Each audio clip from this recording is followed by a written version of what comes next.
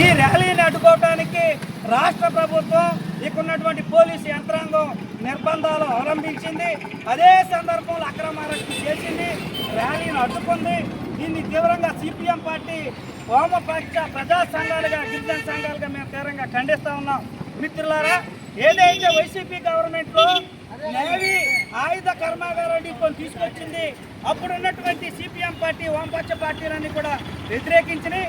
అప్పుడు అధికారంలో లేనటువంటి ఉన్నటువంటి తెలుగుదేశం పార్టీ కూటమి ప్రభుత్వం మాకు మద్దతుగా అక్కడ ఉన్నటువంటి గిరిజనులు మాకు మద్దతుగా వత్తాసు పలికింది. కానీ అధికారంలోకి వచ్చిన తర్వాత కూటమి ప్రభుత్వం టీడీపీ చంద్రబాబు, ఇక్కడ ఉన్నటువంటి సిరి బాలరాజు, ఎంపీ పుట్టా మహేష్ గిరిజనులు కనీస విధులు అమలు చేయకుండా అక్కడ పీసా కమిటీలో ఇక్కడ నేవీ కర్మాగారం వద్దు, ఇక్కడ ఇది వస్తే ఇక్కడ ఉన్నటువంటి ప్రజలకు గిరిజనులకు అందరికీ కూడా వేలాది ఎకరాలు ముంపు బారిన పడుతుంది, దానివల్ల ఇక్కడ ఉన్నటువంటి ప్రజలు నష్టపోతారని అక్కడున్న పీసా కమిటీలు వ్యతిరేకించి చర్చించి వ్యతిరేకంగా తీర్మానం చేసినాయి. కానీ ఏజెన్సీ 170 చట్టం ప్రకారం పీసా కమిటీ ఆమోదించిన దాన్నే కేంద్ర రాష్ట్ర ప్రభుత్వాలు అమలు చేయాలి. కానీ చట్టానికి విరుద్ధంగా రాష్ట్ర ప్రభుత్వం ఇక్కడ ఉన్నటువంటి ఎంపీ ఎమ్మెల్యేలు కూడా ఈ నేవీ కర్మాగార డిపోను ఇక్కడ తలపెట్టాలని నిర్మించాలని అక్కస్తోటి సిపిఎం పార్టీ వామపక్ష నాయకులు గిరిజనుల పట్ల చాలా దౌర్జంగా అక్కడ ఉన్నటువంటి జరుగుతున్నటువంటి ర్యాలీని అడ్డుకున్నారు, అక్కడ దాడి చేస్తూ ఉన్నారు, లాఠీచార్జీ చేస్తూ ఉన్నారు.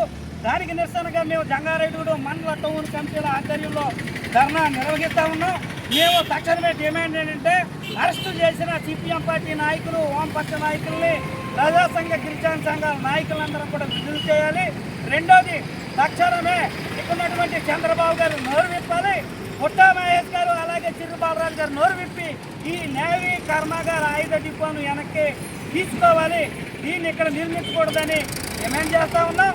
ఇప్పటికే మీరు చేసినటువంటి నిర్బంధాలు ఇవన్నీ కూడా ఆపాలని, పోలీసు నిర్బంధం 30 యాక్ట్ అమల్లో ఉన్నటువంటి అన్నింటినీ కూడా సవరించాలని మేము డిమాండ్ చేస్తూ ఉన్నాం. లేని పక్షంలో జిల్లాలో ఉన్నటువంటి 50 మంది ప్రజానికాన్ని గిరిజనులను పేదలని జనాన్ని ఐక్యం చేసి పార్టీలకు అతీతంగా కూడగట్టి గతంలో ఏ అయితే ఈ వైసీపీ గవర్నమెంట్ ఎలాంటి విధానాలు అవలంబించిందో, వైసీపీ గవర్నమెంట్ జగన్మోహన్ రెడ్డి ఇంటికి పంపించామో అదే రకంగా చంద్రబాబుని మహాకూటమి ప్రభుత్వాన్ని గద్దె దించుతాం, ఇంటికి పంపుతామని ఈ ధర్నా ద్వారా కేంద్ర రాష్ట్ర ప్రభుత్వాలను ఎంపీ ఎమ్మెల్యేను హెచ్చరిస్తా ఉన్నాం.